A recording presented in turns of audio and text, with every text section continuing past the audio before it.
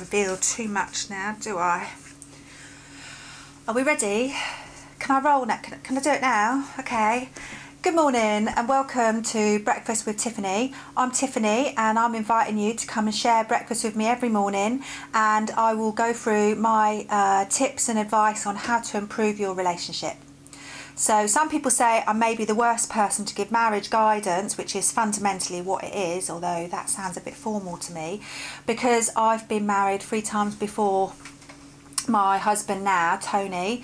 But I say that puts me in the best position to offer advice because I've made the mistakes, so I can share with you my learning from those mistakes. And you know, I do think it takes breaking up with someone to work out where you went wrong and what you could have done better, or maybe what poor judgment you had. And yeah, so this is for all those people out there that are in relationships that want to improve their relationships, but it's also for all you single people out there, because this will help you go over maybe what you did wrong, what they did wrong, where you miscommunicated, and how to improve for next time you meet someone. And there will be a next time, there always is a next time. So my first masterclass,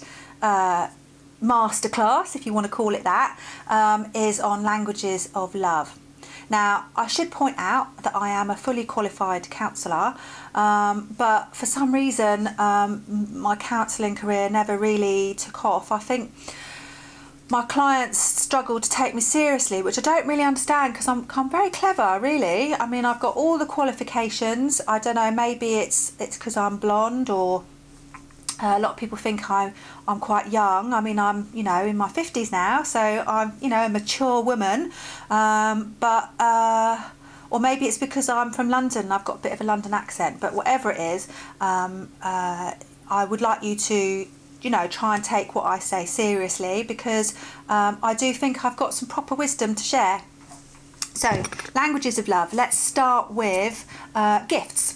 Now, that's quite an obvious one, really. It's all about expressing how you feel about your loved one by buying them a gift. Or maybe you like to have a gift bought for you.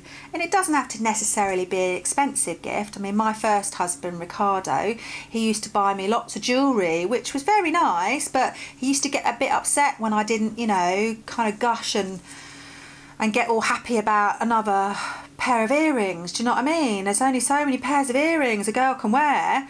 So it was nice. I mean, gesture was nice, but that's not how I express and you know, like to receive love, is through gifts. But if you do, then that's how you communicate love. That's your language of love. And I think the trick is to work out what your language of love is, what your partner's language of love is, and then you can just kind of try and, you know, use their language when you want to maybe communicate with them that you love them. So ask yourself, if you wanted to show someone that you really love them, would you buy them a present? And if you would, then maybe that's your language. You have to sort of work it out, what your language is and what your partner's language is. So another one is practical love. Now, I think in some of the books they call this acts of service. So that's like, if you want to show someone you love them, maybe you'll do the washing up for them.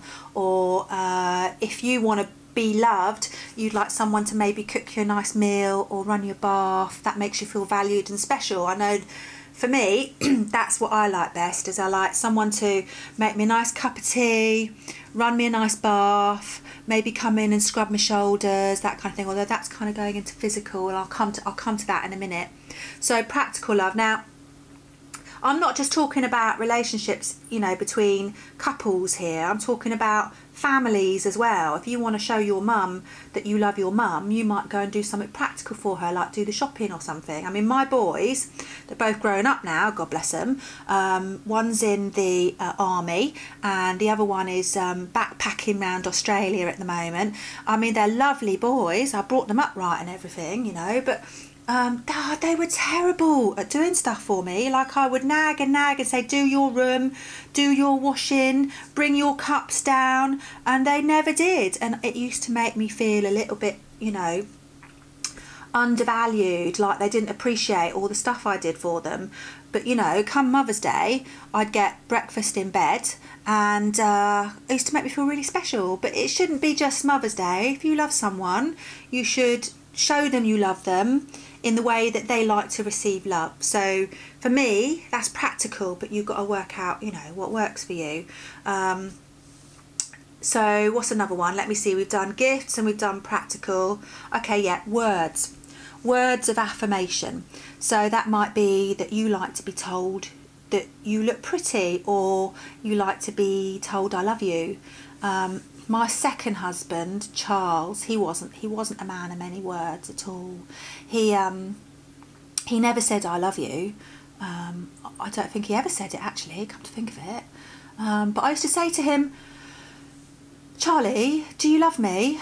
And he'd say, I'm still here, aren't I? And I just think, well, no, that doesn't answer my question.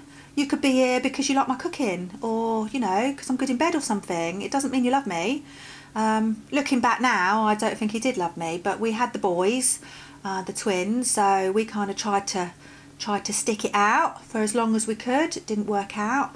But for him, he didn't like to express his love through words, so that's fair enough. I know that now, looking back. But for me, I guess if someone's able to show me, maybe the words aren't necessary, but you know, you have to figure that one out for yourself. So another one is time, and I don't just mean that you are spending time together, because like me and Tony, we run this bed and breakfast together, so we're working together all the time, but that's not quality time. No, quality time is where you actually stop talking about the dishwasher needing fixing, or you know, hanging the washing out. Oh God, I've got to hang the washing out. Is it a nice day for that? I think it is. Oh, I've lost my thread now.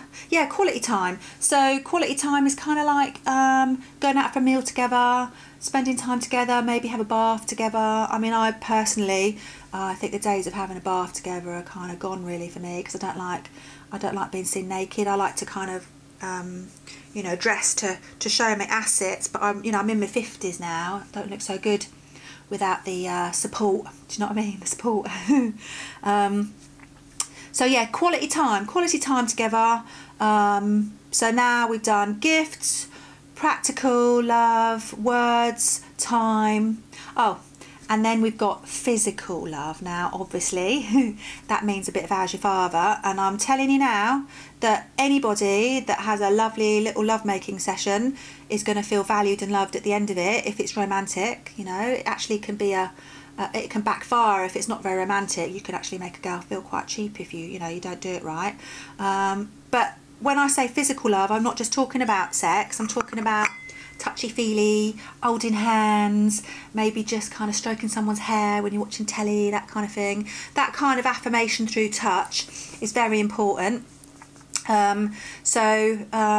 Yeah, my third husband, Robbie, he was a builder. He was a real man's man. He wasn't good with the touchy-feely, the physical stuff. And, you know, if we didn't do it, it would sometimes go a long time before I got touched. No cuddles, no kisses, nothing like that. And I used to feel really starved of affection. So, you know, ask yourself how important the physical side is. I mean, for some people, they don't like to be touched. You know, so you might feel like they don't love you because they're not touching you, or they don't want you touching them. But you just got to work out what's their language of love. And if their language of love is, instead of touching, they like to spend quality time together, maybe talking and stuff like that, then, you know, you have to cater for their needs, and then maybe they can adjust their behaviour to cater for your needs. So that's 5. Now, if you get all the books you can get out on this, they say that there's 5 dialogues or languages of love, but I actually think there's another one, and I would call it understanding.